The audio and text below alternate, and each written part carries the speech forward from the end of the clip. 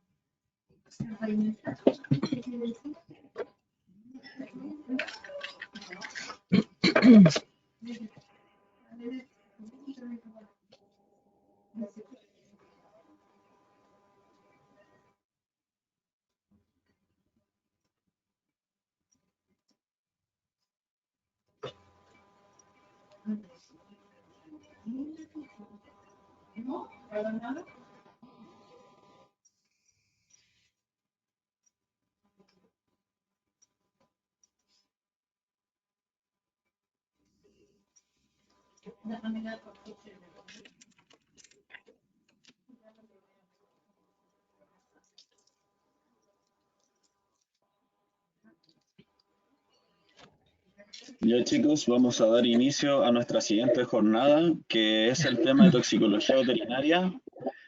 Charla dictada por la doctora Silvia Rau, médico veterinario y doctora en farmacología, coordinadora del ramo farmacología y toxicología en la carrera de medicina veterinaria en la Universidad Mayor, quien hablará respecto a posibles reacciones tóxicas que los animales pueden presentar, especialmente con medicamentos de uso humano.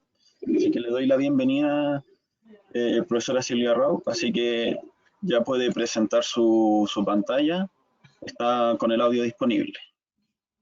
Perfecto, muchas gracias. Primero que nada, consultarte si me escucha, si se escucha claro. Sí, se escucha todo claro. Perfecto. Yo, como te había comentado anteriormente, no voy a compartir mi pantalla porque para no tener interferencia en la cantidad de datos que puede estar recibiendo se pueda caer el audio o la imagen. Así que por ahora voy a mantener solamente el micrófono abierto, ¿ya? ¿Muestro mi pantalla entonces? Sí, comparto su pantalla. Comparto la pantalla. Ya, ahí va.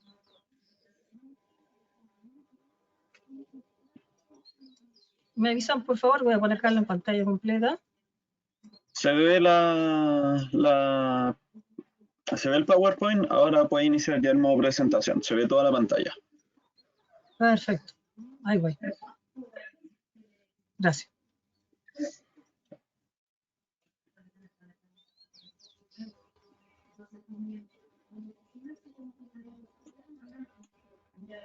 Ahí va el modo de presentación, se demora un poquito, me esperan y me tienen paciencia ya.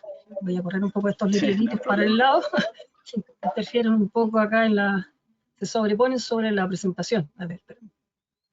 Ahí. Ahí. Incluso tu imagen, no sé si, porque no la puedo bajar, ¿verdad? Porque se interfiere justamente, se coloca al centro de la pantalla. Ahí la estoy corriendo, ya. Ahí sí. Y ahí sí. Ya, perfecto. Entonces, primero que nada me presento, bueno, ya me acaban de presentar gentilmente, mi nombre es Silvia Rao, soy médico veterinario de esta casa de estudio y además de eso hice el doctorado acá en ciencias farmacéuticas en el laboratorio de la doctora Carla del Porte, ¿ya?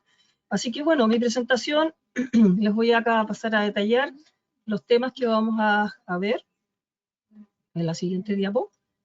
Ahí. Primero que nada vamos a comentar factores que influyen muchísimo en la respuesta a fármacos, sobre todo comparando con el área humana y el área veterinaria, que son las diferencias farmacocinéticas. Las grandes diferencias intraespecíficas, interespecíficas y entre animales y el hombre están justamente basados acá, en las diferencias farmacocinéticas y farmacodinámicas. Voy a tratar de activar el puntero. Ahí, opciones de puntero, marcador. Ya. Ahí está. Entonces, esto primero que nada, como un factor importante cuando uno, ¿cómo se llama?, hace la reflexión si efectivamente qué es lo que está influyendo con mayor intensidad cuando uno observa una respuesta X a un fármaco y una respuesta totalmente distinta en hombres y animales, ¿ya? Vamos a hablar también de las interacciones, porque muchas veces también acá tenemos puntos importantes de conversar que están relacionados con la parte toxicológica. Las respuestas en cuanto a lo que es la variabilidad biológica, que también influye muchísimo. Vamos a hablar principalmente de sustancias tóxicas, vamos a hablar de fármacos, pero también creo que es importante y que es parte de nuestra cotidianidad, ¿cierto? Es el acceso de algunas sustancias que son, entre comillas, naturales, a los animales que normalmente para el hombre no son tóxicos. Sin embargo, para los animales son especialmente tóxicas, ¿ya? Y también quizás matar algunos mitos que están bastante frecuentemente mencionados. Vamos, la siguiente entonces vamos a partir por variabilidad biológica con respecto a citocromo P450, ¿cierto? Los polimorfismos también existen en medicina veterinaria.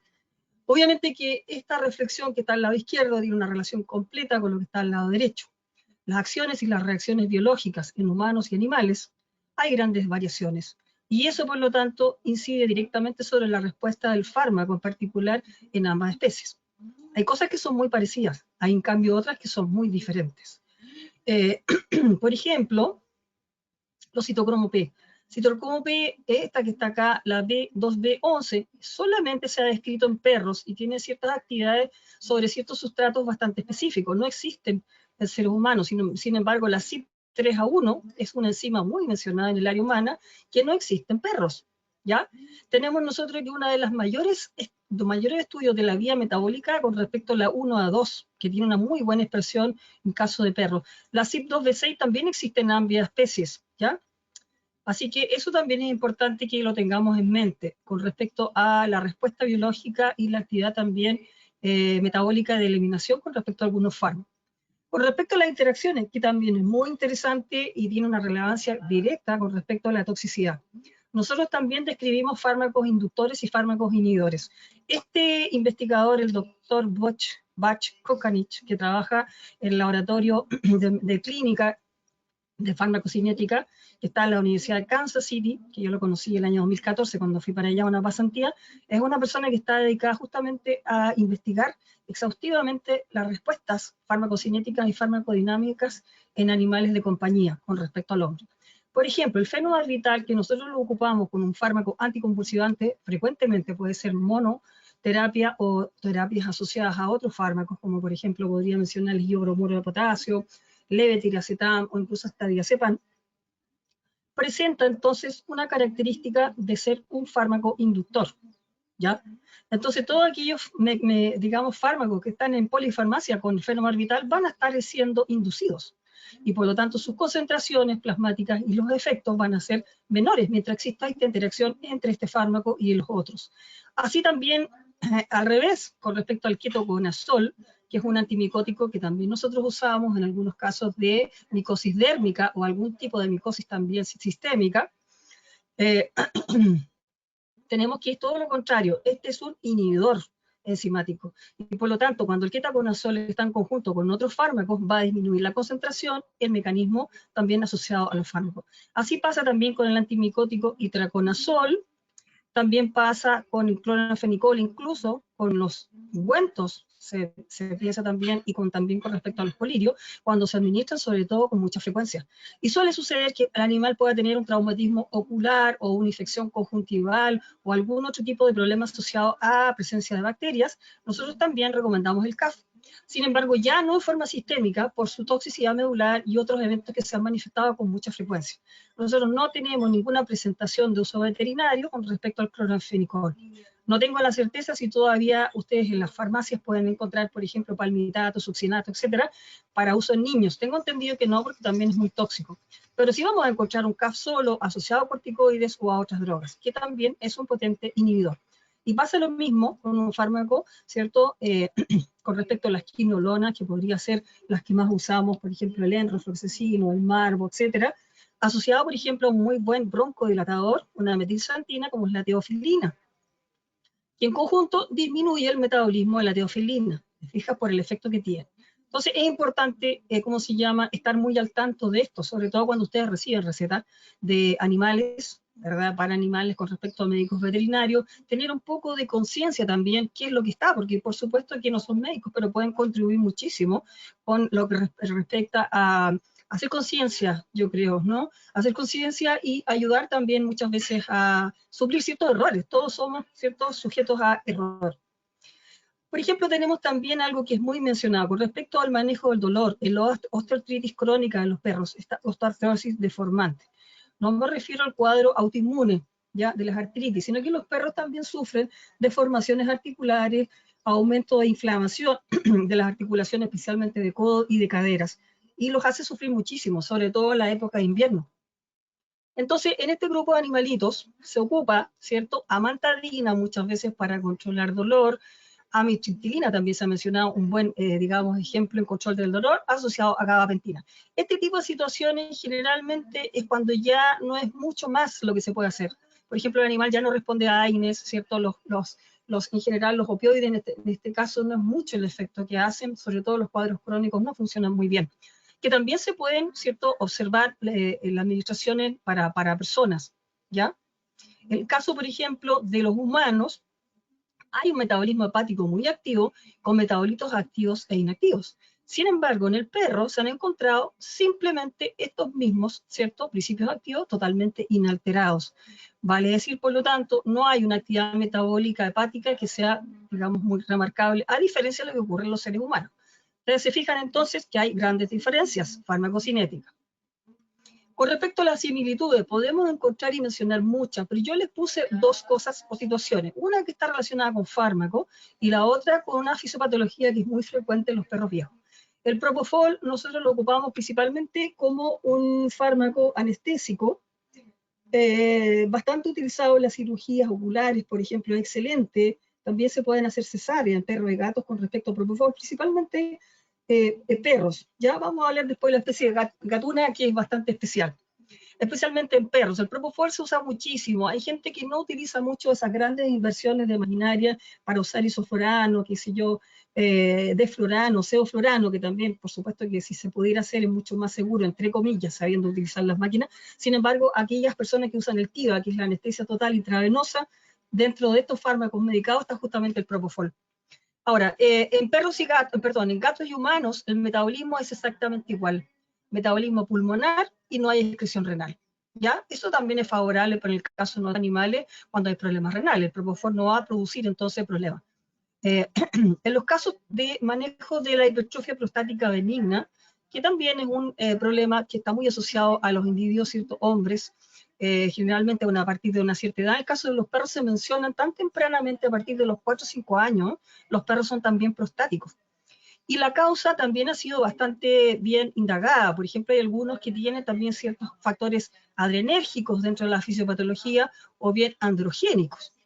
De hecho, se ha visto, por ejemplo, que los niveles de testosterona en los machos es muy significativo sobre el desarrollo y la hipertrofia, de la próstata, en el caso de los perros, que ocasiona la sintomatología clínica que es muy similar a la que ocurre en el hombre, ¿ya? Hay una cierta disuria, vale decir una dificultad para orinar, porque está la vejiga, ¿cierto? En la zona, justamente de la zona de la base, la vejiga está siendo presionada por la próstata, que está aumentada de volumen. Hay muchas veces también problemas para caminar, hay quizás también hematuria, que significa sangre en la orina, dolor, dificultad para defecar, tenesmos, que digamos intentos así como repetitivos de posición de defecar y no pueden defecar. Bueno, eso también ocurre muchas veces en humanos, ¿ya? Nosotros principalmente preferimos hoy en día el uso de antiandrogénicos, ¿ya? Por ejemplo, el liposane. El liposane es un fármaco que es un antiadrenérgico que es bastante efectivo en el caso de los perros y funciona tan bien como si el perro se castrara, porque esa es la verdad, que es una de las alternativas que también se pueden determinar. Sacar los testículos, bajan los niveles de testosterona y la próstata inmediatamente hace una involución y se transforma ya en una próstata mucho más pequeña sin problema. Pero hay gente que es completamente reacia a la castración, que también podría ser apoyada por la opinión de un médico veterinario, por ejemplo, un animal que es cardiópata, o a lo mejor quizás un perrito que es un buen reproductor, no sé. Hay gente que tiene también el concepto de humanizando un poco los animales, que no le gusta la castración en perro, bueno, eso es respetable. Entonces podría ser una buena alternativa, ¿ya? Así como en perros y humanos también hay descritos antiadrenérgicos, ya, que en perros no funcionan muy bien. Sin embargo, en el aspecto natural, sí hemos nosotros descubierto, aunque no hay muchas publicaciones, es la aplicación de esta palmenana, ¿cierto? Que se llama Sopalmeto, que en el fondo es la Serenova repens. El laboratorio Arama sacó un producto hace muchos años atrás que se llama el Prostamed, que ha funcionado muy bien, pero son tratamientos largos. La acción también es un efecto más bien enzimático antiandrogénico, directamente sobre los receptores de testosterona. Al tercer mes, prácticamente la próstata vuelve a su tamaño normal, sin prácticamente reacciones adversas. Lo que más se ha visto es intolerancia digestiva totalmente autolimitante, ¿ya? Vamos ahora a un trabajo que es bastante especial. Yo lo encontré, una información del CITU, que es el Centro Toxicológico de la Católica, un estudio que se hizo en perros, acá está el doctor Paris, ¿ya? Con respecto a un estudio retrospectivo, observacional, descriptivo, bien interesante, que habla sobre las consultas que recibe el Centro Toxicológico de la Católica en 24 horas, considerando varias variables, por ejemplo, la especie animal, el agente tóxico, la vía de exposición, las dosis, quién es el que llama, ¿cierto? El médico, si es variables también con respecto al dueño, con respecto a quién es el que llama, generalmente el interlocutor, generalmente que está afectado por el problema, el 74,3% de las veces. El médico veterinario, curiosamente, llama solamente en el 24,9%, ¿ya? De estos 3.261 que se transformaron en 407, casi 408 casos anuales. En lugar de llamado, el 74,6% directamente de los hogares, de las clínicas solamente el 22,8%. Con respecto a los perros principalmente, las preguntas fueron en el 83% de los casos dirigidas a esa especie. A los gatos solamente un 8,9%. Principalmente era por ingestión de tóxicos, por contaminación cutánea en segundo lugar, pero una diferencia enorme, y la vía inhalatoria, fíjense ustedes, es casi nula, un 3,3% nomás. Podríamos pensar simplemente en cannabis, ¿verdad? Que eso también está tratado al final del archivo.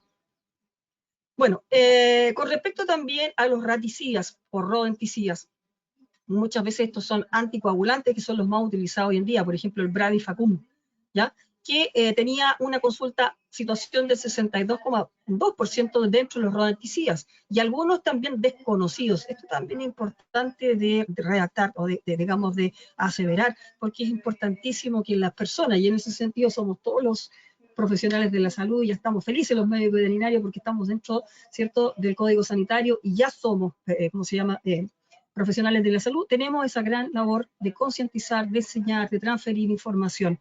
No, ¿cómo es posible que en un hogar exista un rodenticida y no se sepa cuál rodenticida fue? Eso ya a esta altura no debiera pasar. Sin embargo, el 23,1% de las consultas de rodenticida no se sabía qué tipo de rodenticida era. Con respecto a los piretroides, principalmente permetrina, el 24,1%, la cipermetrina, el 20,6%. Acuérdense acá está un fármaco que mata chaquetas amarillas, ya que es el ciperquil, está dentro de la cipermetrina, que es una sustancia tremendamente tóxica, ¿ya? Y que en las zonas rurales se usa muchísimo para el control, por ejemplo, de la chaqueta amarilla, se coloca un cebo con carne, que es lo que también atrae a los perros, y la gente no tiene el cuidado de colocarlo a una cierta altura, que no lo pueda captar el perrito, se lo vaya a tragar, que también puede ocurrir con el gato. Con respecto al gato es mucho más grave. Estas sustancias son de baja toxicidad con respecto a otras, por ejemplo, fosforado y carbamato, que son tremendamente tóxicos, los piretroides son menos. Son muy, muy tóxicos para el ambiente natural y para los peces, sin embargo, para perro y gato tienen una baja toxicidad. De hecho, ustedes los pueden encontrar, la permetrina, dentro de algunas formulaciones de pipetas, ¿cierto? Que son antipulgas. Entonces, con respecto a la cipermetrina, considerar que en realidad es una sustancia muy tóxica. Con respecto a los otros tóxicos, también organofosforado y carbamato, el 28,3%. Bueno, de todo este estudio, obviamente, ¿cierto? Se hizo un análisis, ¿verdad? Con respecto a lo que son las frecuencias y, ¿cómo se llaman? Las frecuencias porcentuales de toda esta casuística. También se reportó, por ejemplo, en cuanto a órganos fosforados, mal uso de productos en forma de champú, antiparasitario externo, que nosotros también tenemos algunos, sobre todo en el área mayor, ¿ya? Uso en mayores concentraciones de las indicadas, por ejemplo, ingestión accidental que ocurre en los baños sanitarios, el perro se traga el agua, el perro se lame el producto, cosa que está muy bien detallada en el dossier, incluso también hay una advertencia de muerte dentro de los envases, pero la gente muchas veces no lo lee, ¿ya?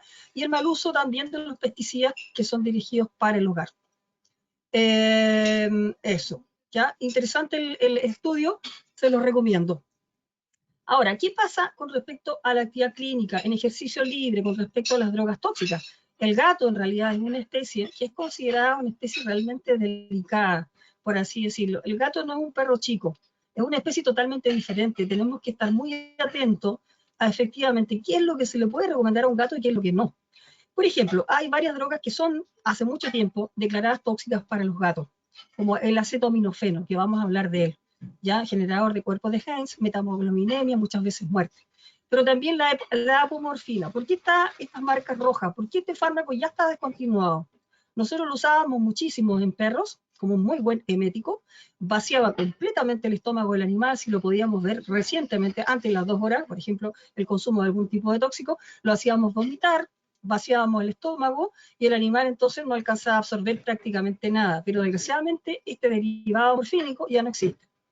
Por lo tanto, bueno, está ahí porque de repente podría aparecer en el mercado. La fenitoína tampoco está viable porque como es buen anticonvulsivante y también un factor que tiene que ver sobre la parte cardíaca, tampoco lo estamos usando.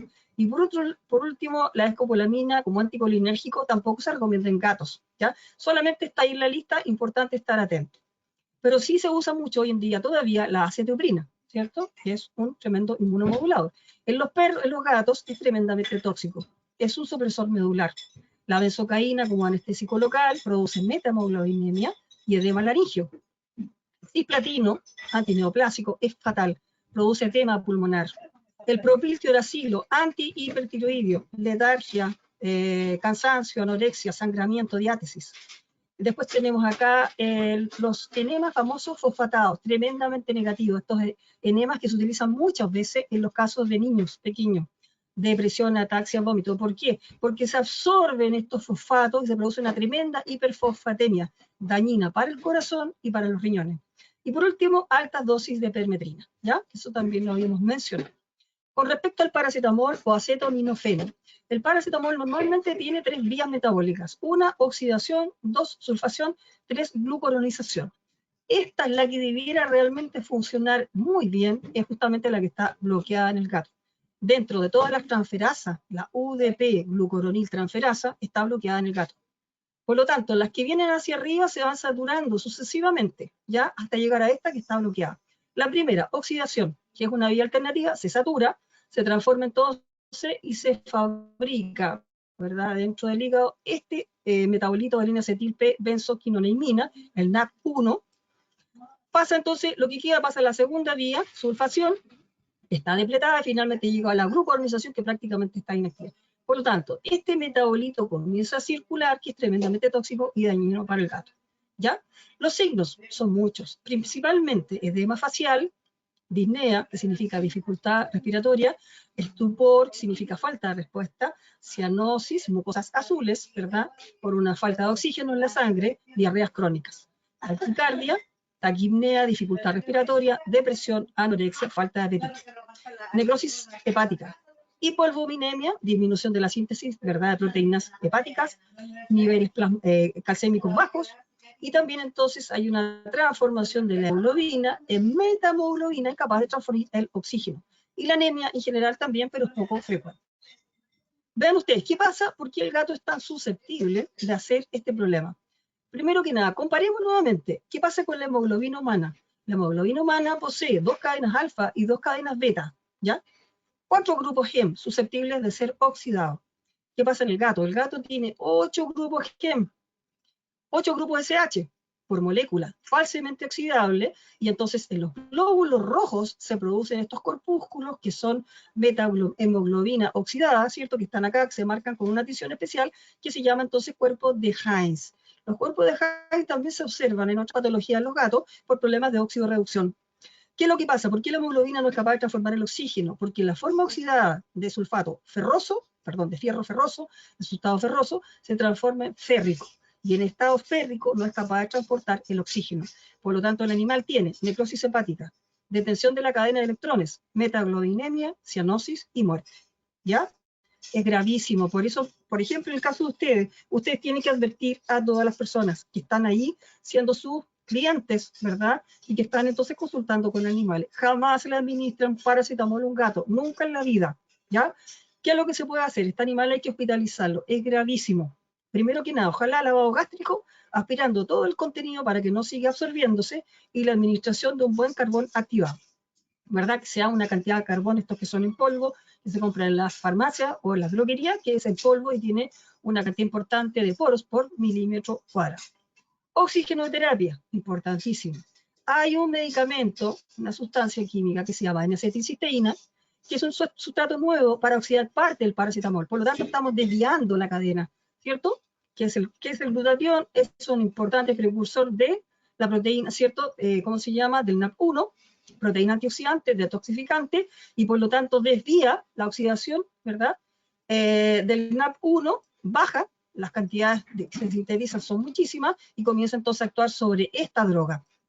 Ahora, este glutatión, cuando está bajo esta situación de intoxicación, tiene reservas agotadas y finalmente entonces desaparece. El hígado no es capaz, por lo tanto, de, ¿cómo se llama?, hacer el proceso metabólico de forma adecuada.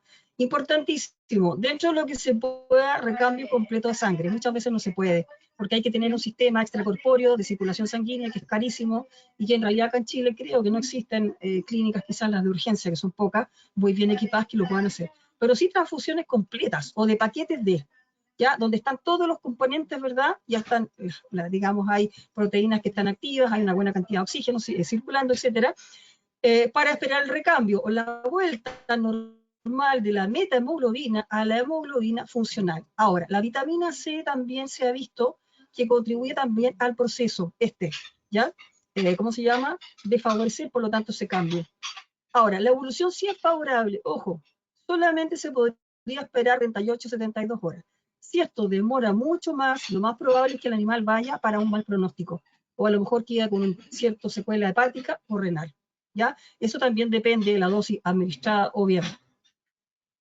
¿Qué pasa con el chocolate? El chocolate está por todos lados, ¿cierto? Todo el mundo ama el chocolate, pero para los perros, especialmente porque en realidad los gatos como que no lo atraen mucho. El gato tiene la característica favorablemente de ser un animal muy selectivo. Ya hay algunos, quizás los más chiquititos, los gatitos pequeños pudieran ser, pero los perros son aficionados al chocolate, les encanta. Sobre todo esta es una afición adquirida. Ahora, tiene los dos componentes, menos cantidad de cafeína, pero tiene grandes cantidades de bromina, pero en todo caso en la composición de los chocolates hay una gran variante, ustedes saben. Aquellos que tienen un componente de cacao muy importante, hay otros que tienen menos, pero por otro lado tienen altos contenidos de grasa, y eso también es importante para contribuir en la gravedad de la intoxicación. ¿Qué es lo que hace entonces el chocolate? La teobromina, la metilxantina, inhibe la fosfodiesterasa celular, aumentando el AMP cíclico, que produce directamente un aumento del calcio intracelular, favoreciendo la contractilidad muscular. Acá tenemos convulsiones, ¿cierto? Aumento del tono muscular, y también de la respuesta a las catecolaminas. Por lo tanto, es un animal que está hipertenso, ¿cierto? Taquicárdico, tremendamente grave. Y por otro lado, son antagonistas competitivos de receptores de adenosina. La DL50, vale decir, la cantidad o la dosis que mata el 50% de los gatitos con respecto a la teobromina, y se parece mucho a la cafeína, son a 100 a 200 miligramos por kilo. Los signos aparecen 12 horas post ingestión. Sin embargo, hay un grupo de perros que son ciertamente mucho más sensibles frente a la gravedad del cuadro. Aquellos que tienen un polimorfismo enzimático a nivel de la CYP1A2, nuevamente, tienen una lenta eliminación y hacen circulación enteropática, ¿ya? Y eso es importante porque ese grupo de perros tiene mucha dificultad el médico veterinario para sacarlo adelante. Signos: vómito, diarrea, nerviosismo, ¿cierto? Todas estas, ¿cómo se llama? Metilxantinas, cuando están concentradas más allá de 20, ¿cierto? Microgramos por ml de sangre, tiene una alta toxicidad, temblores, taquicardia, arritmias, incluso a veces cambios de arritmias, bradiarritmias con taquiarritmias, cianosis, hipertensión, hipertermia con hipotermia después, convulsiones, coma, muerte y pancreatitis por los altos contenidos de grasa. Así que ahí tenemos además un doble efecto negativo.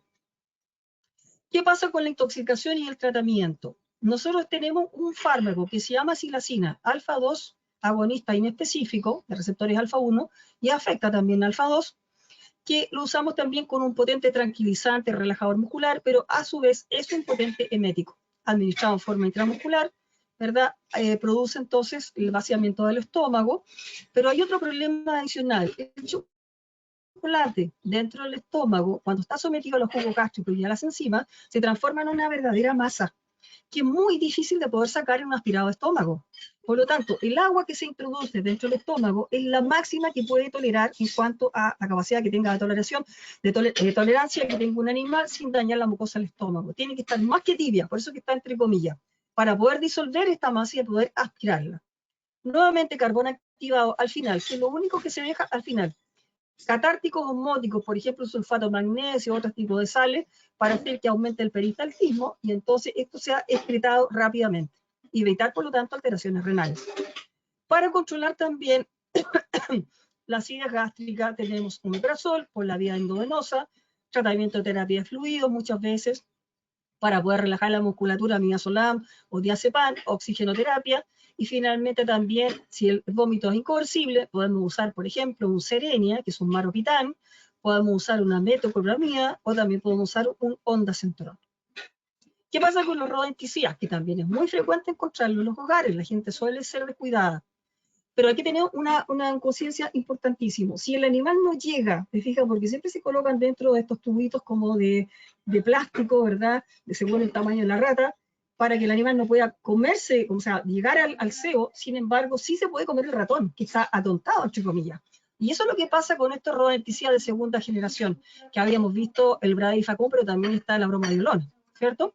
Tienen un mayor riesgo de intoxicación secundaria por la ingesta del ratón. Muchas veces el ratón una sola vez come 2 veces y ya tiene una concentración importante según masa corporal. ¿Qué es lo que son? Derivados hidroxicomarínicos 100 veces más potentes que la comarina, ¿ya? Como anticoagulantes, que tienen una gran lipofilicidad y con una gran capacidad de concentrarse en el tejido hepático, y por eso es que es tan grave. Ahora, ¿qué es lo que hacen ellos? ¿Cómo funcionan? Actúan directamente sobre la síntesis de factores que tienen que ver con la coagulación, el factor 2, el 7, el 9 y el 10. ¿Ya? Ahora, estos factores requieren de esta vitamina K como cofactor en la carboxilación de la síntesis hepática de estos elementos importantísimos dentro de la cascada de la coagulación. Ahora, la vitamina K posteriormente se almacena en el hígado en su forma activa, ¿cierto? Lista para estar usada. Hay un pool, ¿ya? Pero una vez que se utiliza por los hepatocitos para hacer esta función que está acá arriba, inmediatamente se inactiva, ¿ya? Y para eso se requiere mantener activa otra enzima que se llama la vitamina K epóxido reductasa, ¿ya? ¿Qué es lo que pasa? Estos raticidas anticoagulantes inactivan esta enzima vitamina K epóxido reductasa y por lo tanto la vitamina K, importante cofactor para esta síntesis de factores de coagulación, no puede ser utilizada. Y es muy lenta la capacidad de recuperación, muy lenta. Ahora, ¿cuándo aparecen los signos clínicos? Cuando hay depresión de estos factores. Por ejemplo, el factor 6 se depleta en 6 horas, en una rápida, digamos, demanda. El factor 9 en 24 horas, el factor 10 en 40, y el más lento en recuperarse es el factor 2, que demora 60 horas. ¿Y esto cuándo ocurre? Más o menos 3 a 5 días post-ingestión, ¿ya? ¿Cuáles son los signos clínicos? Muy clásicos: sangrado pulmonar, cosa que la gente no se imagina. Dice, este perro está resfriado, tiene una neumonía. No, hay hemorragia pulmonar, por lo tanto hay tos y dificultad respiratoria. Grandes hematomas subcutáneos o musculares, tremendos, con cualquier cosa. Sangramiento de nariz y encías, debilidad, palidez de la mucosa, vómito y orina con sangre, vómitos y fecas con sangre.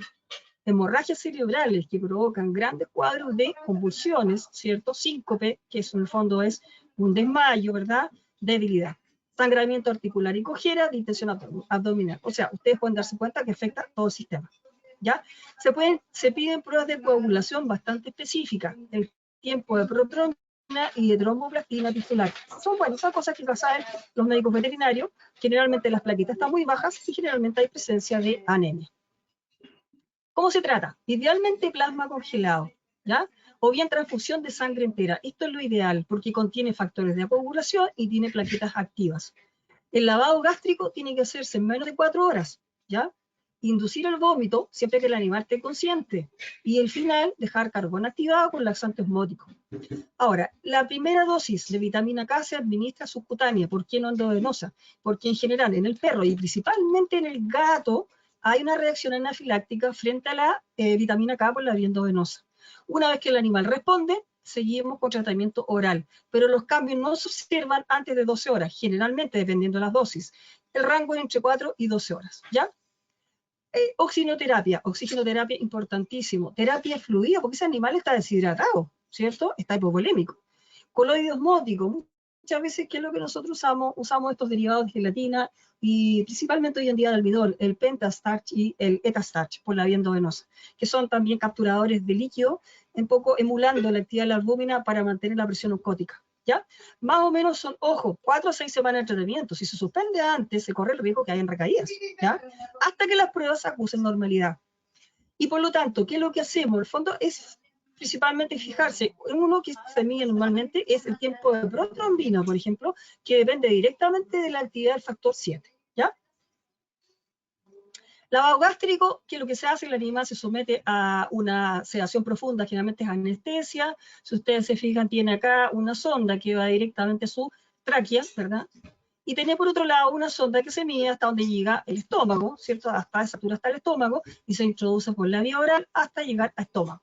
Se conecta esta sonda con un motorcito que tiene una capacidad para aspirar todo el contenido y después introducir a su vez suero fisiológico, generalmente con carbón activado, que también se puede administrar por la vía oral. Hay que tener mucho cuidado para no producir neumonía de aspiración, que significa que los líquidos se van por el camino viejo, ¿cierto? Ahora, la inducción de vómitos, si es la opción, se está contraindicado en cualquier paciente que tenga estado de depresión o estado de conciencia, porque el animal no va a estar tragando voluntariamente. Si el animal convulsionó o ingirió una sustancia con un potencial depresor del sistema nervioso central, tampoco debe inducirse el vómito, ¿ya? Mientras no tenga la vía aérea protegida. En este caso, la vía aérea obviamente está protegida por el traqueotubo, que está metido ahí, ¿cierto?, en la tráquea, hasta llegar al inicio de los pequeños bronquios. ¿Por qué? Porque está esto latente, neumonía de aspiración, que puede provocar la muerte. Ya, el xilitol también es una sustancia con la cual estamos nosotros en constante, ¿cierto?, contacto. El xilitol, que está en algunos dulces, en algunos, ¿cómo se llama?, endulcorantes para diabéticos, pastelitos, etcétera, etcétera. Entonces, ¿qué es lo que es el xilitol? ¿Ya? El xilitol es un azúcar, ¿cierto?, de 5 carbonos, es un polialcohol, ¿ya?, que es producido por, ¿cierto?, ¿cómo se llama?, por un arbolito. Se saca un arbolito. Espérate, déjame sacar este letrero para este otro lado, aquí no veo nada de ya. Ahí está, conocido en azúcar del abedul, es un polialcohol obtenido por la reducción de la silosa a desilosa.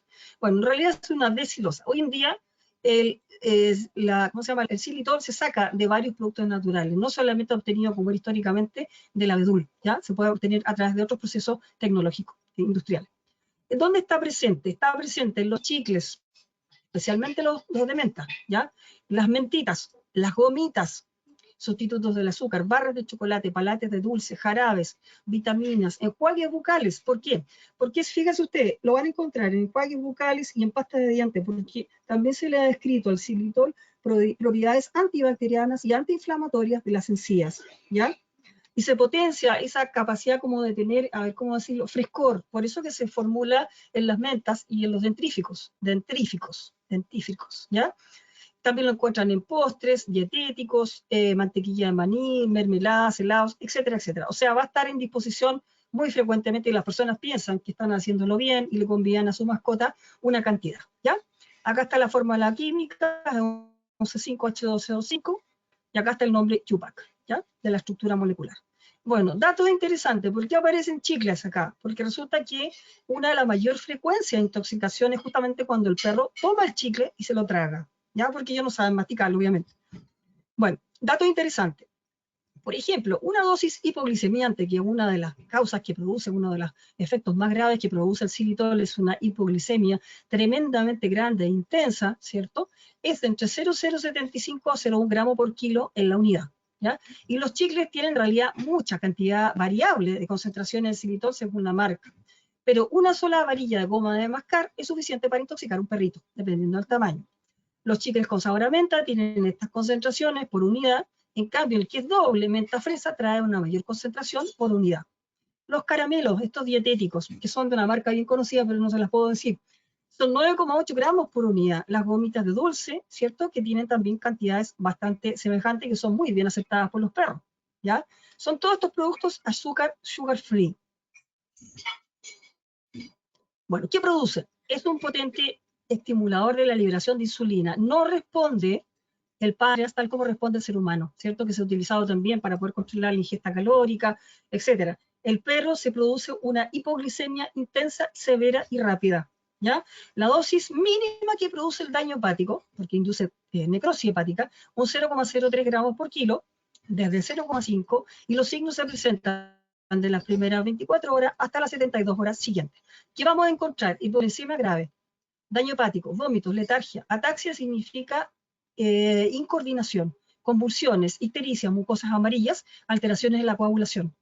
Ahora, no hay diferencia significativa en el estudio que yo, digamos, encontré estos datos entre los perros normoglicémicos e hipoglicémicos con diferentes dosis. O sea, todavía es necesario hacer investigaciones futuras para poder determinar qué correlación existe entre la cantidad o la gravedad de la hipoglicemia y la dosis. Eso no está determinado. ¿Por qué? Porque la cantidad de productos todavía no está tan estandarizado.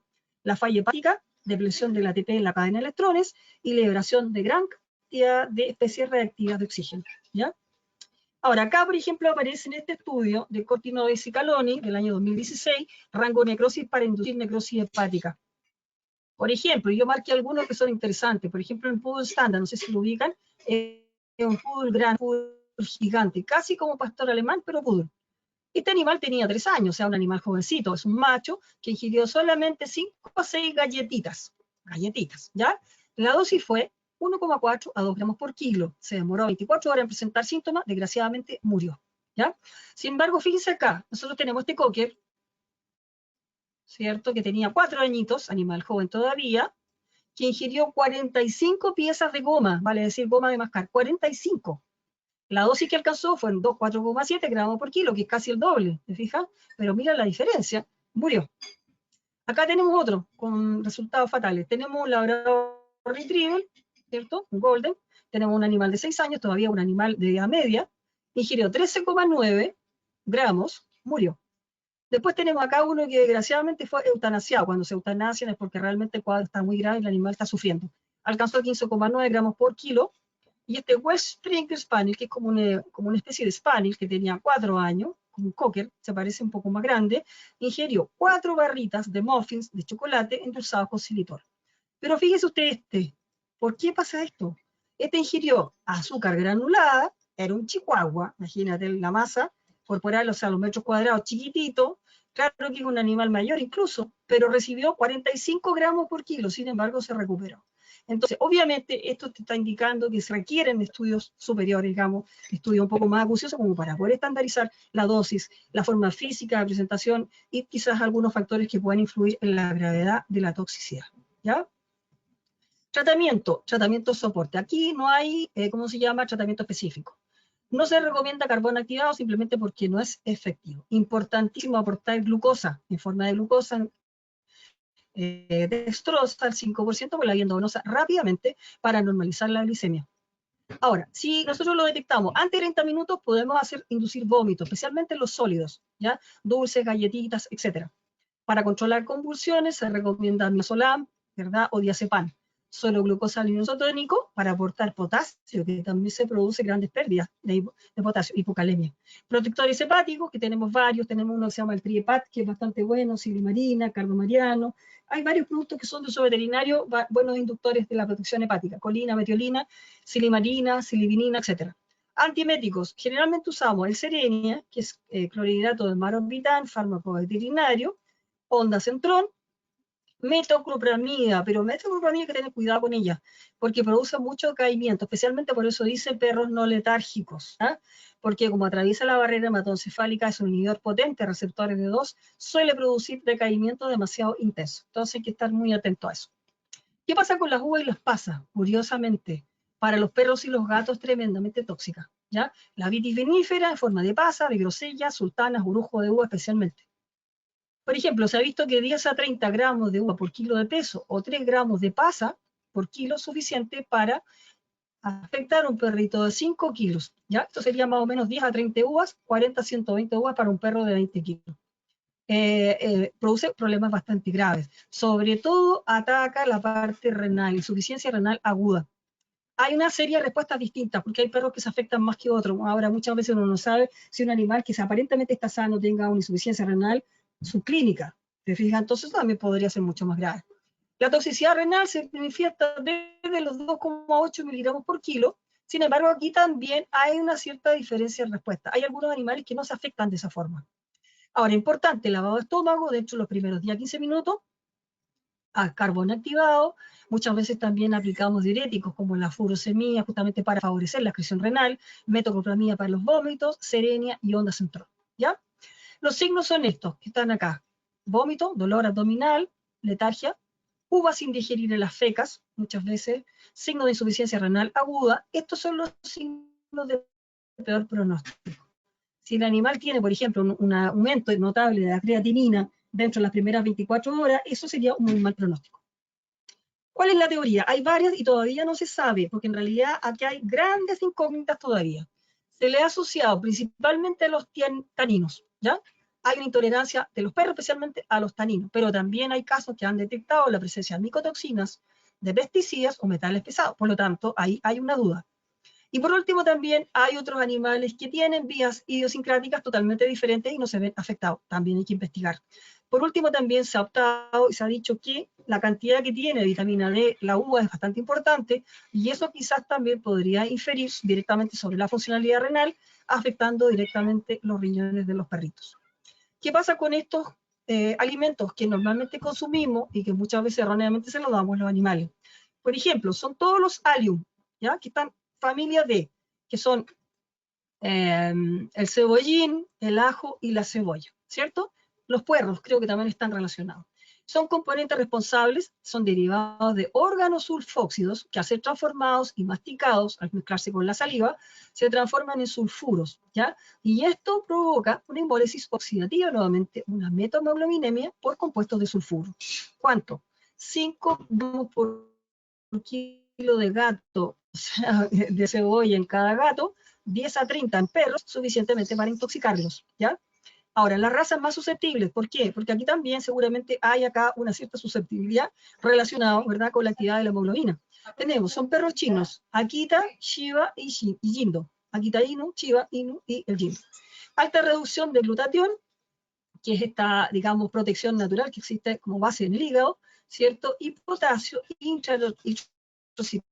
O sea, aquí hay una cosa, hay una actividad que es totalmente hereditaria propia de estas razas. Estos perritos tienen alta reducción del glutatión y también potasio intrahepaticitario que se afecta directamente con el tóxico.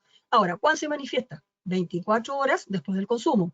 Hay vómitos, diarrea, dolor abdominal, anorexia, depresión, ictericia, taquicardia, palidez de mucosas, hemoglobinuria.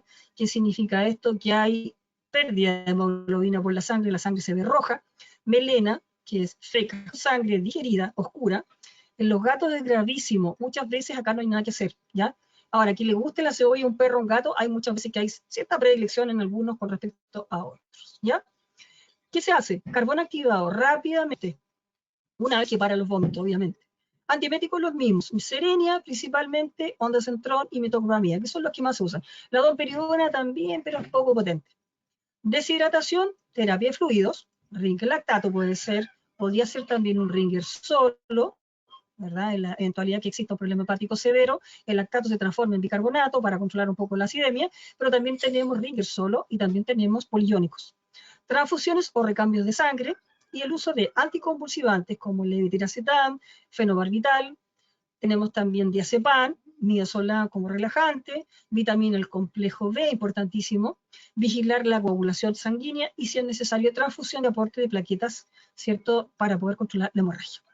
Y finalmente llegamos a cannabis, que siempre hay una cierta, ¿cómo les digo yo? Siempre hay una controversia, ¿cierto? Algunos a favor, otros en contra, pero también existe, según mi opinión, yo se lo digo así muy honestamente, no tengo, digamos, una afinidad con la droga en general o con la marihuana con respecto a la actividad de tipo, digamos, recreacional, no me atrae eso, pero hay gente que sí, ¿te fijas? Pero yo lo estoy enfocando desde otro punto de vista por si acaso, ya con respecto a los prejuicios. Me interesa mucho más enfocarlo desde el punto de vista medicinal, ¿ya? Entonces eso es lo que yo les voy a hablar ahora. Ahora, el cannabis posee muchos componentes, o sea, puede ser componentes psicotrópicos, ¿verdad? Contiene más de 500 componentes químicos, entre ellos flavonoides, terpenos, cannabinoides, etcétera, pero también las mascotas pueden estar expuestas a través de 3 vías principalmente, que es ingestión, inhalación, ¿verdad? Ya. ¿Cuáles son las fuentes frecuentes de intoxicación? Que pasa mucho. Alimentos caseros o comerciales. La gente suele hacer estos quiquitos, etcétera, una serie de formulaciones donde tiene muchas veces una cantidad que no está siendo realmente estandarizada en cuanto principalmente a lo que es el THC, ¿verdad? Porque son cosas más bien de tipo doméstico, y ahí está el riesgo, ¿ya? Con respecto a forma directa, con respecto al material vegetal, o bien medicamentos que muchas veces también pueden ser importados fuera de Chile o preparados por el propio paciente. Hay gente que tiene problemas graves de dolor o problemas asmáticos o problemas asociados a convulsiones, etcétera, que están usando cannabis medicinal. O directamente por la irresponsabilidad, porque aquí sé que hay que hacer mucho cierto énfasis. Hay gente que es muy irresponsable, que inhala humo de cigarrillo de cannabis en lugares muy, muy estrechos donde no hay mucho recambio de aire. Están presentes las mascotas y obviamente aquí sí tenemos un riesgo muy alto de intoxicación, ¿verdad? Bueno, aquí está en forma vegetal, ahí están los quiquitos, y acá están los aceites que le llama la gente, que son los extractos, ¿verdad?, vehiculizados en aceites, ¿cómo se llama?, medicinales. Ya. ¿Cuál es la toxicidad del cannabis? Hay que decir varias cosas. Bueno, dijimos que la exposición accidental a alimentos caseros o comerciales. ¿Cuáles? Tenemos que la gente fabrica brownie, galletitas, mantequilla de cannabis, chocolate también con cannabis que agrada mucho el cuadro. Acuérdense que los chocolates, según su composición, tienen grandes cantidades de materia grasa que daña el hígado. Cuando es inhalado también la situación es mucho más difícil de manejar. El cuadro se inicia 60 minutos posterior, 60 minutos posterior al haber inhalado, un contenido variable entre un 4 y un 20% de THC en el ambiente. Va a demorar 15 días en eliminar, porque es una sustancia tremendamente liposoluble, en que el hígado tiene un proceso eliminativo muy, muy lento en el caso del hígado del perro, ¿ya? Ahora, importante, porque la respuesta muchas veces es tan exagerada del perro. El perro tiene una cantidad mayor de receptores CB1 que el ser humano. Son mucho más sensibles, por lo tanto son más susceptibles de intoxicarse. De hecho, ellos presentan un cuadro que se llama ataxia estática, ya que es producto también de, ¿cómo se llama?, de la impregnación a nivel de la corteza, el sistema nervioso central, y de otro tipo de estructuras que son subcorticales, donde el animal se manifiesta completamente embarado, salivando en cantidad importante y totalmente inestable. Se va hacia los lados, esto puede durar unos 3-4 minutos, incluso también está con una situación relativamente contracturada, que puede ser un signo bastante grave, pero por lo general se mejoran, ¿ya? Podemos encontrar signos gastrointestinales, sequedad de mucosas, muchas veces gran sed, digamos, deshidratación, embotamiento, convulsiones. El tratamiento generalmente no existe un tratamiento así, digamos, de base o que sea un antídoto, solamente de sostén, terapia de fluidos, inducir los vómitos si es que está a tiempo, lavado gástrico antes de 2 horas, carbón activado, muchas veces también importante, cambian un poco el H del estómago con ranitidina, o sucralfato, que es un protector de la mucosa gástrica, midazolam para relajar un poco la musculatura. Más o menos demoran 5 días en recuperarse estos animales hospitalizados, pero por lo general salen bien. La mortalidad asociada a toxicidad del cannabis es muy baja, ¿ya? Es muy baja. De hecho, se dice, ¿cierto?, que la dosis letal 50, me parece, en el perro, son alrededor de 3 gramos por 3 gramos. O sea, es una cantidad muy alta. Esto indica que en realidad, por la vía digestiva, por lo menos, la toxicidad es muy baja, ¿ya? Acá está la toxicocinética. Hay una absorción y distribución altamente liposoluble, se absorbe muy rápido, el metabolismo se divide en 2 fases, principalmente está involucrada, ¿cierto?, a 12-9, 80% del THC se elimina en 5 días y más o menos 65-90 se elimina con la S. Eso está indicando que hay una potente circulación enteropática, ¿ya? Acá tenemos nosotros también una de las formas de diagnóstico, ¿verdad? Es importante también detallar la cromatografía grasa acoplada, espectrometría de masa, que es la técnica de elección, pero también puede ser la cromatografía líquida de alta resolución, también ha dado bastante buenos resultados. El examen clínico, cierta amnesia es fundamental, la fisiología clínica también es importantísima. Mandar las muestras al laboratorio de forma adecuada. Y también con respecto a la toxicidad, también es importante decir lo siguiente, que este suero, que se llama el intralipid, que es un suero, digamos, compuesto justamente por lípidos, que se llama sumidero de lípidos. Esto se está haciendo ya a partir del año 2018. Se introduce este suero que se dedica, digamos, se utiliza muchas veces en medicina humana como alimentación parenteral para aportar lípidos, así como aminoácidos o carbohidratos. Entonces se administra por la vía endovenosa muy lenta para que en la sangre, como tiene mucha lipofilicidad, tenga una cierta atracción, o a su vez las sustancias cannabinoides se sientan atraídas a este lípido y se forma entonces una masa, ¿cierto? Una cierta, digamos, unión entre ambos, de manera que se ha visto que eso también es muy favorable para hacer un aumento en la velocidad de eliminación. ¿Ya? Se llama sumidero de lípido, pero en el fondo es intralipid, que es bastante conocido en medicina humana. Ahí está, intralipid. Son 200 miligramos por ml, ¿cierto?, de lípidos, que se aportan a las personas muchas veces, porque estos son productos humanos, que tienen problemas para alimentarse por la vía oral. Ahora, más de 3 gramos justamente es la dosis tóxica, ¿ya? La dosis letal, más de 3 gramos, o sea, una sustancia muy poco tóxica, ¿ya? Eso. Bueno, es lo que yo quería decirles, sería la charla del día de hoy día, no sé si me excedí mucho. Quería saber si tienen preguntas, dudas, comentarios, etcétera. Estoy a su disposición. Bueno, muchas gracias, profesora, por su presentación. En realidad, muy completa la presentación y bueno, como usted sabe, para nosotros, por lo menos los químicos farmacéuticos, los futuros químicos farmacéuticos, lo que es farmacia veterinaria se nos pasa bastante poco en algunos lados. En otros lados se ve, depende mucho de la escuela, pero se ve bastante poco. Y acá surge mucho el dilema de Paracelso, que todo depende de la dosis, pero nosotros no conocemos qué dosis se pueden dar, qué medicamentos se pueden dar, qué sustancias pueden consumir, y en base a eso han surgido muchas preguntas entre los asistentes de esta jornada. Yo se las voy a Claro ir que sí. presentando una a una, pero Ya, igual le perfecto. comento, en caso de que lleguen a quedar preguntas, se las voy a enviar a usted para que después posiblemente nos pueda responder esas preguntas, porque en tiempo andamos excelentes, así que no hay problema. Ya, perfecto. Mira, te comento una sola cosa. Comenten. Sí, te cuento. Que acá en la U nosotros tenemos un ramo electivo que se llama fármacos veterinarios y farmacia comunitaria. Que en general hay una gran aceptación del ramo. Yo he visto que les ha servido muchísimo, sobre todo cuando van a la práctica en farmacia o cuando ya están efectivamente desarrollando su desarrollo, digamos, su práctica profesional. Estos conocimientos, en realidad nos paseamos por todos los temas, revisamos los AINE, la parte digestiva, muchos temas, y quedan bastante bien capacitados como para tener un criterio mucho más amplio. Así que yo creo que este tipo de actividades de ramos son importantes. Y que afortunadamente Sí, existe, por lo menos acá en la Universidad de Chile, ¿sí? bueno, muchas gracias. Igual después si nos pudiera entregar más información y bueno, y si también es optativo para la otra universidad sería mucho mejor porque así también nosotros nos podemos comunicar con el resto de los estudiantes porque como estamos en contacto con todos los estudiantes de todo Chile podemos bajar esta información de mejor manera. Ah, fantástico, Eh, fantástico. ya, igual, bueno, bastante completa como le dije su presentación, así que por lo menos yo creo que es primera vez, yo ya que he asistido a algunos congresos de estudiantes, primera vez por lo menos que lo veo como enfocado netamente a farmacia veterinaria y primera vez que lo veo como tópico dentro de un congreso, entonces yo creo que estamos llegando a mucho público que quizás desconocía mucho y por lo menos yo que tengo todas las preguntas aquí me doy cuenta que hay bastantes preguntas que son interesantes. Ok. Voy a partir con la pregunta de Sebastián, que dice, ¿siempre es recomendable la castración sobre el tratamiento farmacológico? Mira, no, yo creo que no siempre. Por eso te comentaba, bueno, traté de hablar más o menos rápido. De repente tengo ese efecto de hablar demasiado rápido. Mi mente va más rápido que mi boca, pero bueno.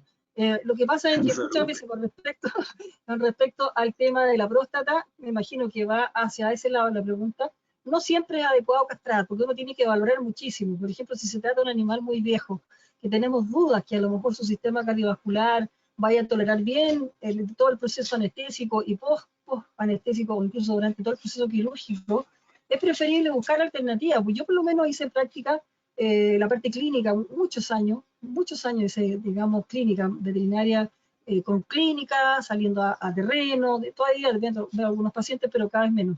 Pero muchas veces por ejemplo, tuve un pequinés viejito, como de unos 15 años, ¿ya? Que tenía un problema prostático, porque hay otras alteraciones, ¿ya? Hay, qué sé yo, quistes prostáticos, hay abscesos paraprostáticos que muchas veces son más difíciles de enfocar, pero yo me enfoqué solamente en la hipertrofia benigna, que también la tiene el ser humano. Y en ese caso el perro respondió espectacular frente al Serenoma repens. O sea, ya a los 2 meses su próstata estaba completamente normal y por lo tanto no fue necesario para nada hacer la castración. Yo creo que esa decisión es caso a caso. No podemos dar criterios así como tan amplios, caso a caso. El veterinario, el médico tiene que decidir ahí qué es lo mejor para su paciente. Muchas gracias por su respuesta. Después la siguiente pregunta dicen, ¿qué pasa si la cantidad de paracetamol ya fue absorbido? ¿Cuál es el tratamiento a seguir?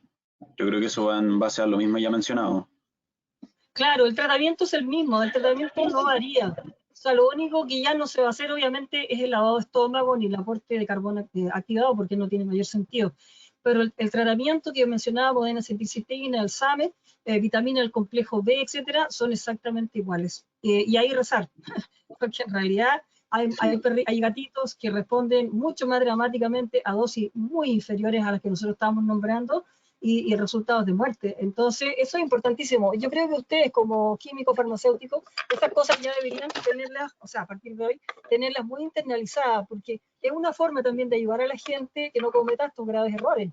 Ahora, el problema es que cuando el animal come una dosis muy, muy grande, se le da una dosis grande, hay daños secundarios. O sea, el animal se recupera, no se exacto, muere, pero queda con secuelas. ¿Se fija? Entonces es complicado. exacto.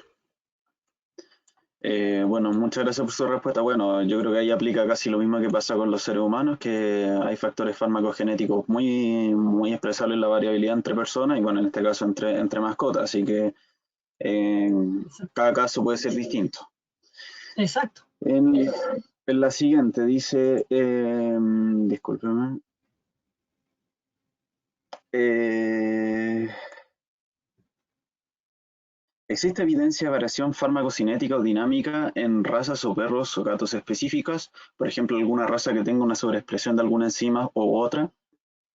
Sí, muchas. Por ejemplo, existe una raza que se llama Beagle, no sé si lo ubican el Beagle, que es un perrito muy simpático de Sí. tamaño medio, que sirve mucho en los estudios. Claro, Eso me le son decir, sí. animales, claro, son tricolores, tienen un carácter muy simpático, amigable, son perritos muy buenos para niños, que tienen mucha paciencia. Pero además de eso, tienen sus constantes biológicas muy, muy estandarizadas.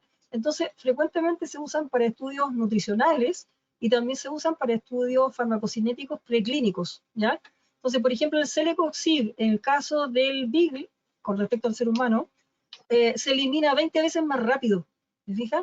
Entonces, hay una serie de variantes. En el caso del Doberman, por ejemplo, el Doberman tiene una vía metabólica tremendamente bloqueada para la sulfa, a diferencia de las otras razas, porque yo le puedo dar una sulfa cada 12 horas con la vía oral inyectable a cualquier otra raza de perro, pero con el Doberman voy a tener que tener un especial cuidado, porque se demora en eliminar por lo menos 24 horas. Y por otro lado, los coli también hacen problemas con la sulfa, hacen mucha queratoconjuntivitis seca, que significa resequedad de la córnea.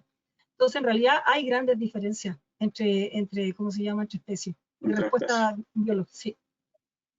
Ya, ok. Muchas gracias. La siguiente menciona si se usa la lactulusa como laxante en animales. Yo realmente desconozco Sí, por lo claro que menos. sí, buena pregunta. Mira, hay una patología que se llama hepatoencefalopatía, que consiste en una alteración del hígado, donde hay una gran cantidad de amonio a nivel digestivo.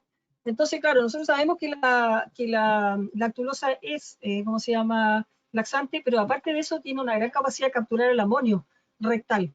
Entonces, bueno, se puede administrar por la vía oral o por la vía rectal, de preferencia rectal. Entonces, en esos casos, en la hepatoencefalopatía, muchas veces administramos ¿cómo se llama?, con doble efecto, efecto laxante, para que se eliminen los excesos de amoníaco que contribuyen mucho a las convulsiones y al comportamiento demente que tienen estos perros, pero se usa mucho, bastante bien, la lactulosa.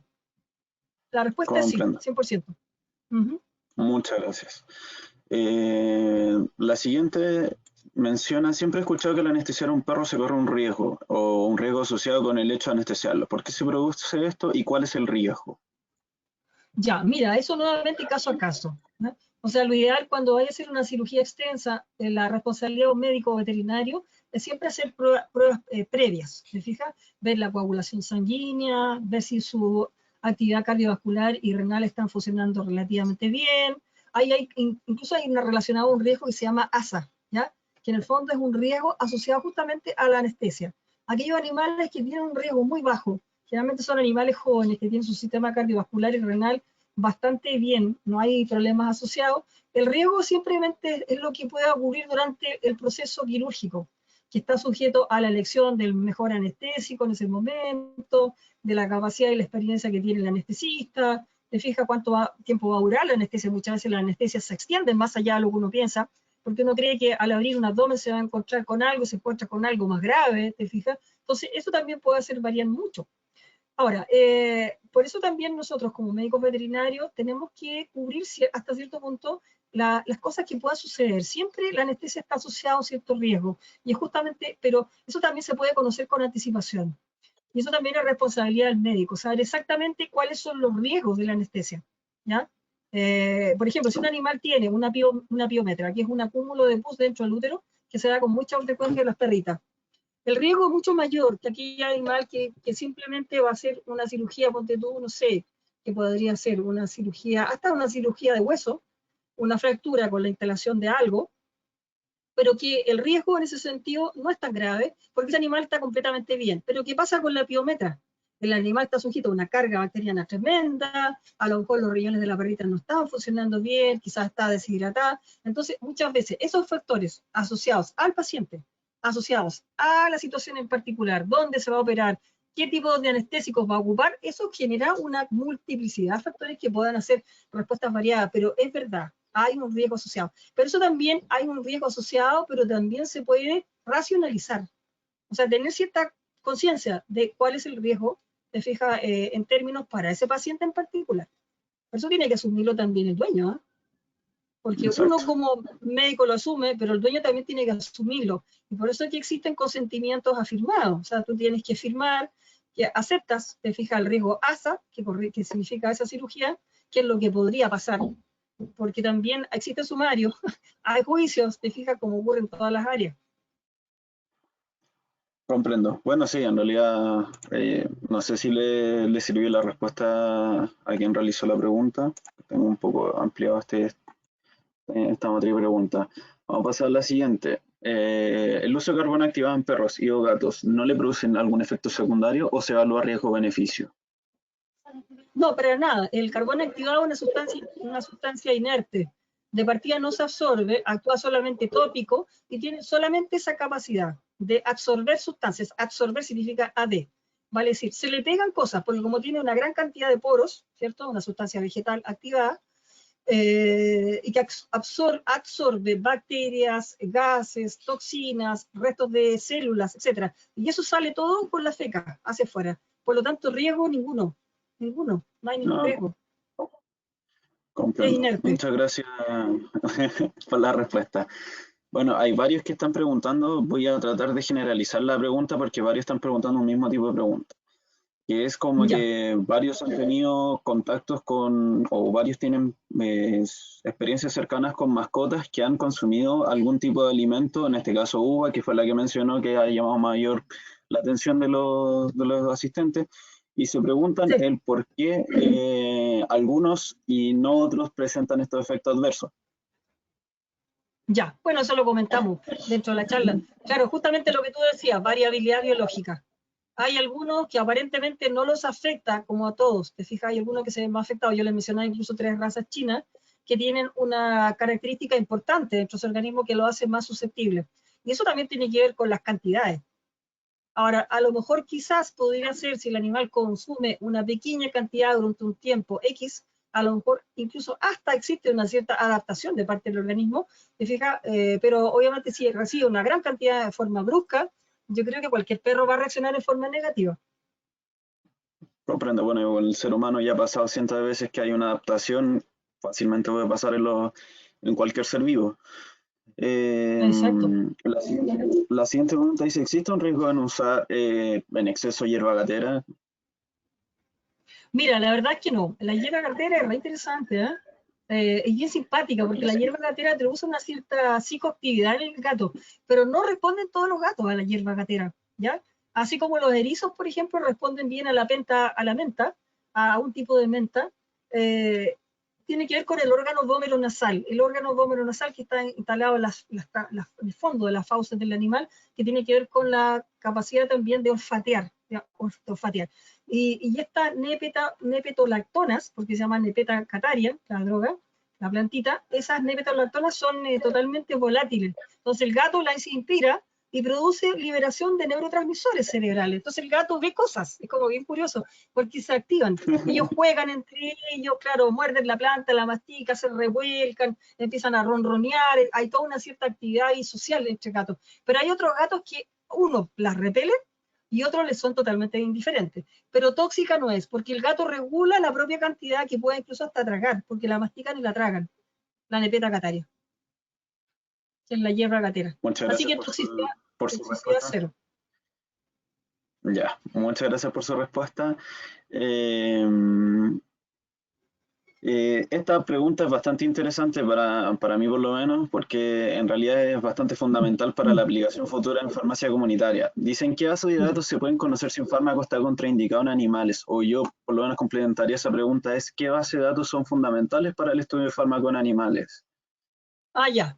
Mira, difícil de responder en realidad, es una respuesta bastante amplia. Pero mira, yo pienso que quizás podría ser una buena alternativa, primero que nada, recurrir a la página del SAC, ya porque el SAC tiene todos los registros de los médicos veterinarios, las sustancias que están registradas allí. Bueno, también podrían ser todo tipo de publicaciones relacionadas con, no sé, por revistas especializadas, que hay muchas también. Hay libros también, hay libros de veterinaria, ¿cierto? Las diferencias farmacocinéticas entre el hombre y los animales, etcétera. Hay una serie de bases de datos, pero yo creo que en realidad el SAC podría indicar un poco más, porque ahí uno se da cuenta de todos los registros de los productos que están, comparados con lo que está en el ISP, obviamente que no se pueden ocupar en animales. Ahora, también podría Muchas ser una gracias. buena fuente la Oficina Panamericana de la Salud, el OIE. También ahí pueden tener una, y la OMS, por supuesto, la OMS también es una buena fuente de datos. Muchas gracias. Sí, sí, en realidad yo creo que es más que nada porque uno muchas veces, y yo también de la experiencia que tuve por lo menos en farmacia comunitaria, yo creo que a muchos les puede haber pasado, es que muchas veces te llega la misma gente a hacerte consultas respecto, mi perrito le pasó esto, mi gatito le pasó esto, y es como nosotros por lo menos Eso. conocemos las farmacopeas humanas, pero no farmacopeas puntualmente veterinarias. Entonces ahí quedamos como un poco en déficit de información muchas veces, pero igual es entendible que la información que pueda estar presente en el SAC no, nos serviría de todas maneras. Sí, claro que sí. Por supuesto, están también, ¿cómo se llama? Los vademecum. Mira, hay varios vademecums que están, ¿cómo se llama? Online, eh, que podrían incluso también servir.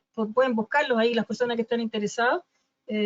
Hay uno que se llama, espérame, déjame ver al tiro, porque lo pueden buscar, está online. Hay uno que es una versión pagada, pero la otra es gratis. Te digo al tiro, el tiro. Lo tengo acá, generalmente en el escritorio del teléfono, y que es,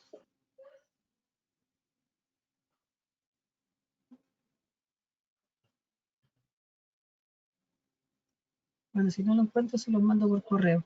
Pero es un, ¿cómo se llama? Es un vademecum. Sí, no, no tengo en este momento. Es un vademecum que Sí, está pero no hay online problema. y tú tienes ahí.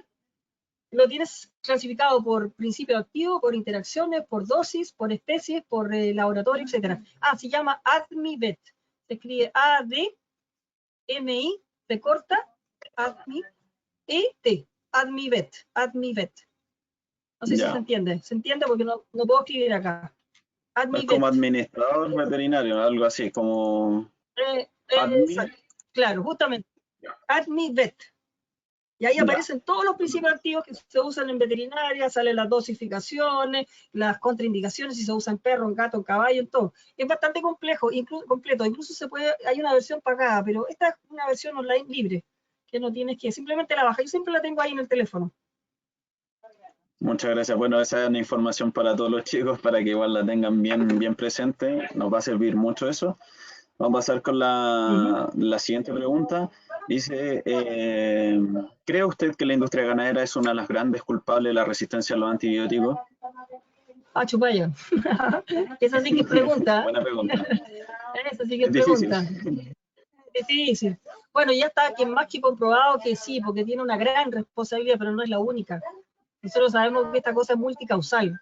Incluso hasta el usuario es culpable, te fijas, con la repetición de recetas una y otra vez, sin preguntar. Hasta los mismos médicos quizás también. Incluso no es por pelar a los médicos, porque nosotros también lo podemos hacer.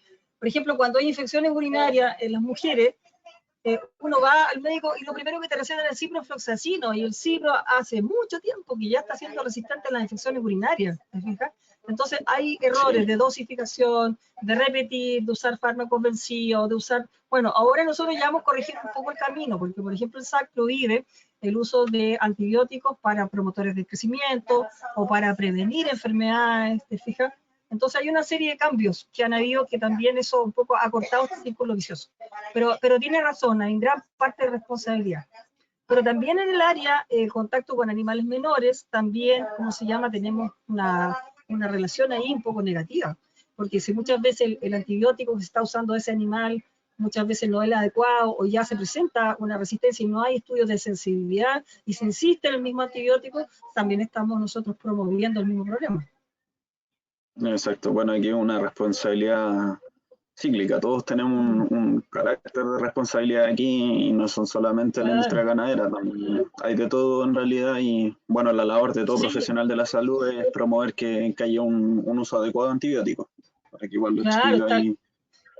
Por supuesto, está la industria del salmón, está la industria de las aves, está, como te digo, la parte clínica, médica, está el usuario, estamos todos. Acuérdense que hoy en día existe el concepto de una salud y eso ya nos envuelve a todos, hasta la tierra. O sea, nosotros todos los seres humanos, los animales que estamos dentro de esta tierra, más el ambiente que nos rodea, somos uno solo.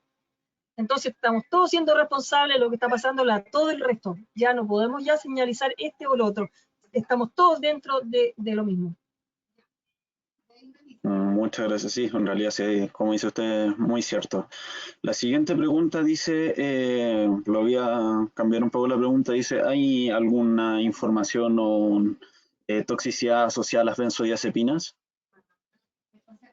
Mira, las benzodiazepinas que nosotros usamos normalmente, que ya se tiene experiencia por lo que está publicado, principalmente es el midazolam, el diazepam, el alprazolam, quizás, ya, el solazepam también, que está dentro de la formulación de un anestésico, que tiene un derivado de ketamina, que es una diletamina con solazepam.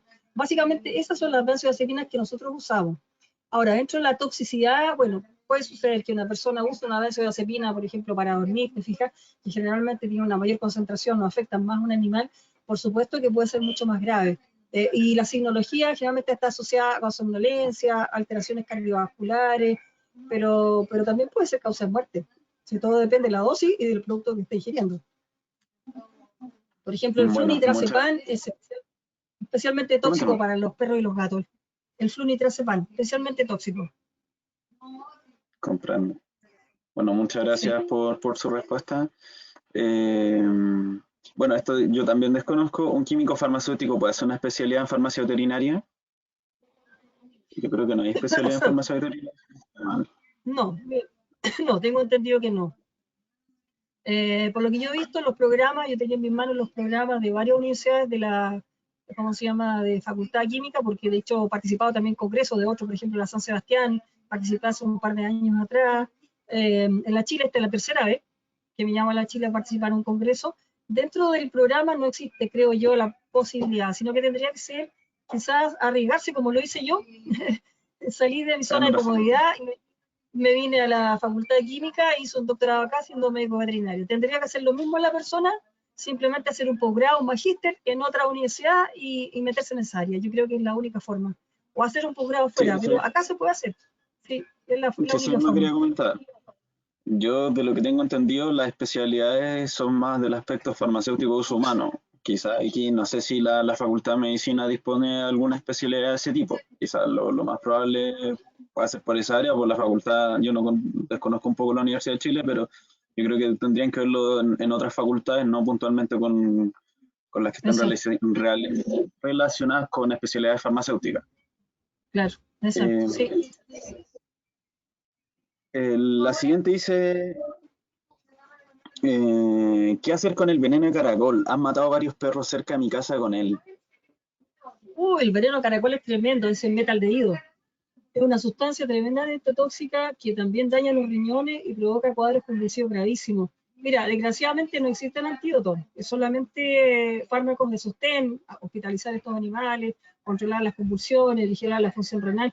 No hay nada que se pueda, digamos, dar como un antídoto, no existe. Solamente si que el animal se mantiene hospitalizado durante un tiempo y observar la respuesta, cubriendo todos los frentes según la tecnología, no hay más. Y por último, si hay posibilidades de hacerlo vomitar antes de, no sé, yo creo que unos 15 minutos, porque también es una sustancia tremendamente liposoluble, antes que lo puedan absorber o absorba la menor cantidad y se pueda hacer un lavado de estómago y dejar nuevamente carbón activado. Pero no es mucho lo que se puede hacer. Es gravísimo eso, muy grave. Me imagino. Muchas gracias por su respuesta. En realidad yo tampoco desconocía ahí por lo menos el veneno de caracol. Sí, es muy... Dice, la siguiente pregunta dice, ¿qué tanta es la diferencia farmacocinética que hay en tratamiento en animales más grandes versus animales más domésticos o mascotas? Mira, pueden haber grandes diferencias, sobre todo en la parte oral. Piensa tú que un caballo o una vaca, los estómagos, te fijas, el caballo, por ejemplo, tiene un ciego tremendamente activo. Ciego el caballo es una parte del intestino muy importante dentro del equilibrio de las floras saprófitas, etc. En el caso de la vaca, estómago compuesto. ¿Te fijas? Entonces, el pH, sistema digestivo, el tránsito digestivo tremendamente lento. Por lo general, las formulaciones orales no se les dan a los animales mayores. En cambio, tenemos perro y gato, que son animales carnívoros, que son pH de estómago parecido a los nuestros, incluso más bajos, 1,5, 2 de pH. Por lo tanto, las variabilidades en la absorción son tremendamente distintas. La actividad hepática, como dijimos, había una gran diferencia. Por ejemplo, el hígado del perro también es tremendamente bloqueado en la vía de la acetilación. En cambio, el cerdo, por ejemplo, tiene bloqueada la vía de la sulfonación, etc. Entonces, hay diferencias tremendas, ¿sí? Es importante que el médico veterinario clínico que se dedica a una de las especies o más en particular, tiene que tener un tremendo entrenamiento en el área farmacológica específica para cada una de las especies que va a atender. Muchas gracias por su respuesta. Bueno, en realidad bastante completa su respuesta. Paso a la siguiente.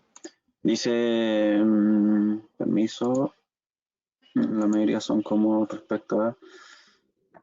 como ya dijo, hay razas con fenotipos de enzimas estandarizadas como se toman las decisiones clínicas respecto al tratamiento farmacológicos en perros, mestizos o quiltros.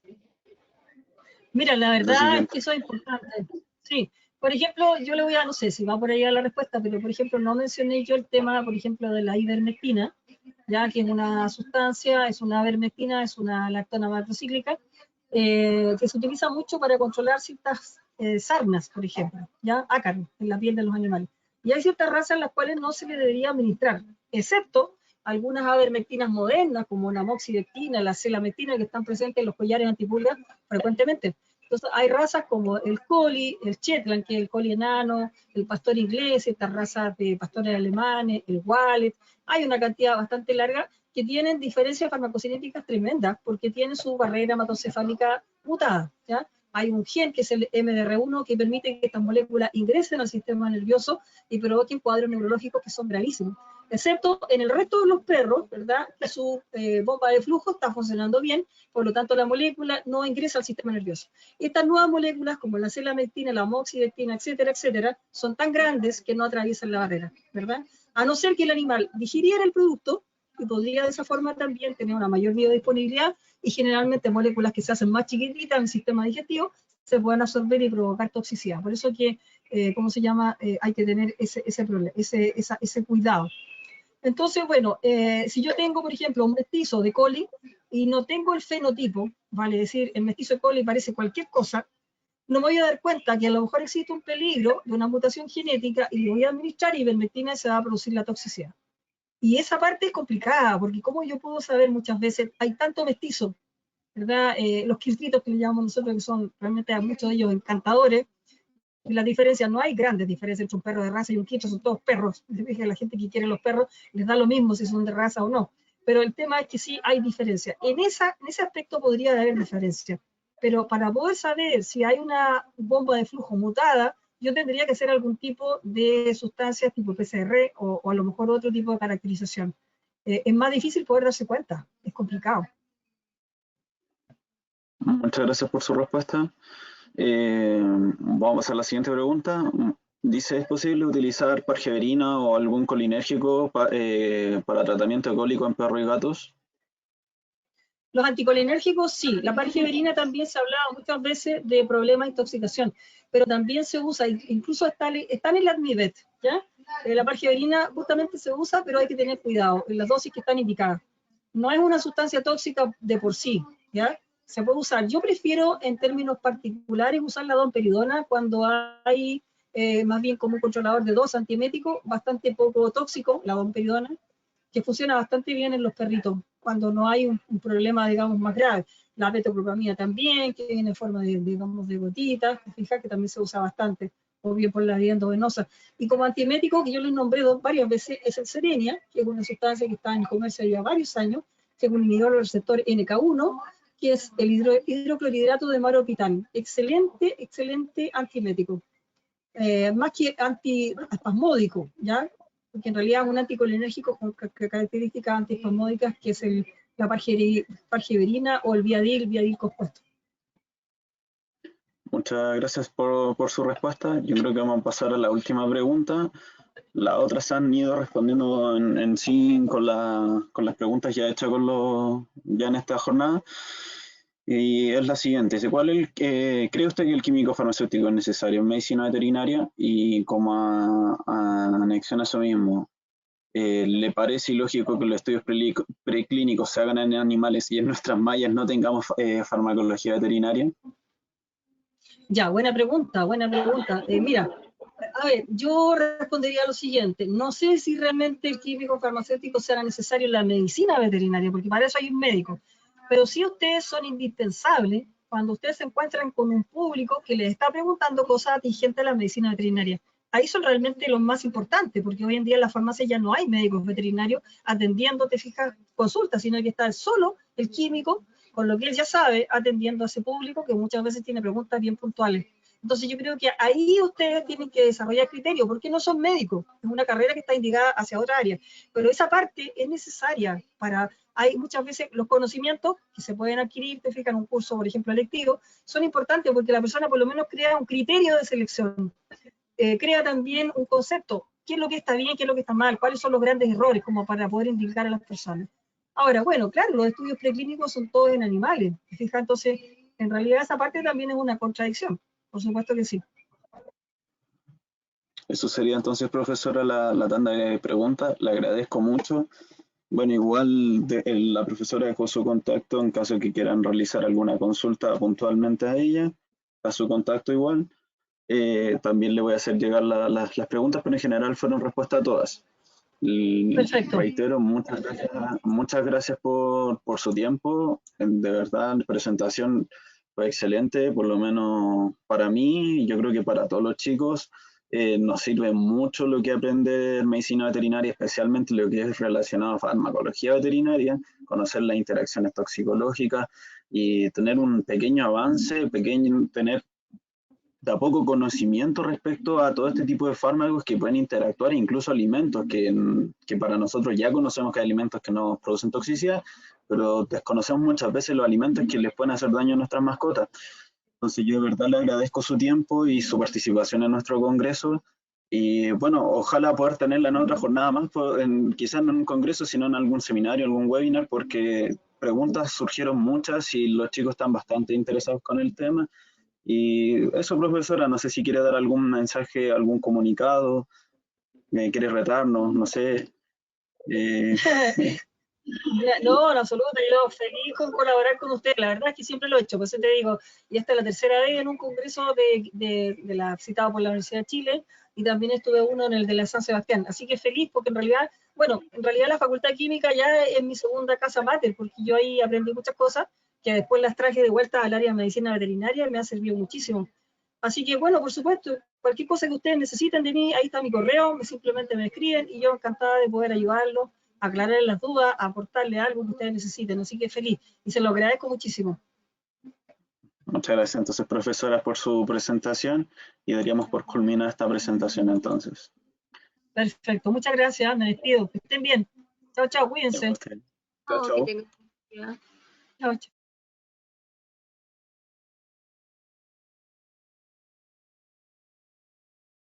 Ya, chicos, ¿les gustó la jornada de farmacia veterinaria? Parece que no. Di muchas preguntas. Sí, muy Igual, chicos, interesante. No siempre se ve. como Así que comentario, como comentario anexo, si bien no se, hubieron muchas preguntas, muchas tenían mucho contexto similar. De verdad surgieron muchísimas preguntas. Y la profesora indirectamente respondió muchas de ellas y principalmente casi todas iban asociadas a mascotas. Y era más que nada lo que les decía en muchas ocasiones, que hay mucha variabilidad entre razas, porque es la mayor pregunta que llegó por lo menos al box, por lo menos, que qué pasa con esta raza, qué pasa con quiltro, mestizo. Entonces, siempre piensen que hay variabilidad genética y eso ocurre tanto en ser humano, en mascotas, ocurre en todo. Así que por eso, si es que no encontraron su pregunta, es por eso más que nada.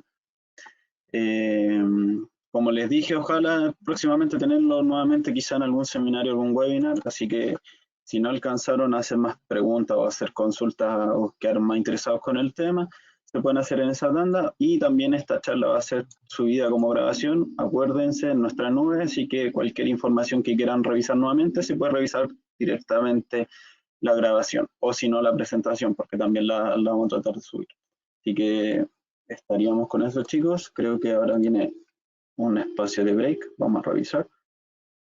sí, chicos. Sí, En este deje. momento tenemos un break hasta las 16 de la tarde. A las 4 nos volvemos a encontrar.